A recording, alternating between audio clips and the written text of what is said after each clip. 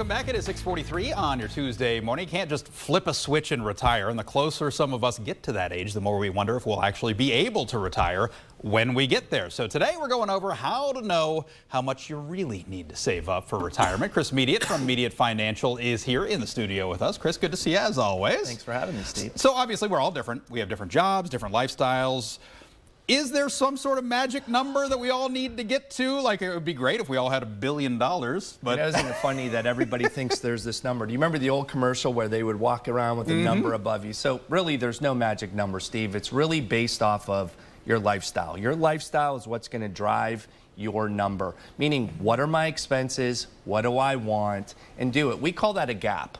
And people say, what is my magic, what is there a number? And I say, what you want to do is figure out how much you want a month when you retire. Think about this. When you're working, you want to pay your bills. Yeah. When we retire, we want to pay our bills.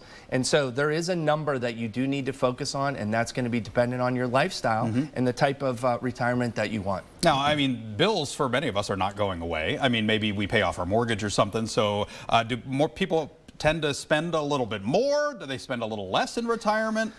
So again, this comes back to your lifestyle. Yeah. What do you want out of your retirement? So are you going to be more active? Are you going to want to spend more early? Are you going to want to do more early? What's your bucket list items? So again, a lot of this stuff will be dependent on exactly what it is you want. You need to figure it out. And I think what I see people do is not focus enough on that dream retirement. Like, what is it that I want? And I always tell my retirees, 1 year before you retire, practice. Practice with the amount that you think you want and see if you could do it. Interesting. That's a really great way of looking at it too. So what are the factors that we need to think about when we're making this list of what we want to do in retirement? What are the things that we really need to keep in mind? So, you know, when we say lifestyle, remember, that's a minimum. That's what we want to do. Money to live, money to have a life, but there's things that could get in the way. Yeah. I always say we got to plan for these as well, because this can disrupt it. Longevity, healthcare, big one, right? 3, long-term care. 4, caregiving. I think you have to focus on those, because longevity, we're living longer. Yeah. What happens if one of our spouses passes away? Are we taking care of them? So that makes a big decision, because that's what I find in financial planning, Steve. We add everything up, the two of us together, hey, great. But what we don't think about is what would happen to that spouse if one of us passed away. So healthcare is probably one of the biggest that I see. Is, are we planning enough? What are we doing to cover those costs? And how are we going to make sure that we're covering the future costs? So you want to have that as part. Lifestyle, and then all the what ifs, and make sure your plan can handle it. Now, ideally, obviously, you're sitting down and talking about this when you're like 22 or something like that for a super long-term plan. That's clearly not the case for everybody, though. Ideally. So no. what kind of conversations do you need to have if you don't have, no, you're okay. If you don't have, you know, firm number in place by, let's say, your 50s or so?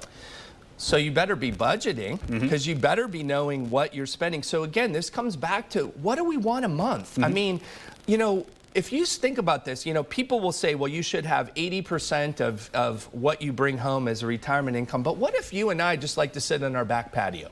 What if we're not active or goers, you know? But you better be like zeroing in on those expenses. You better be zeroing in like, okay, what does my ideal retirement look like?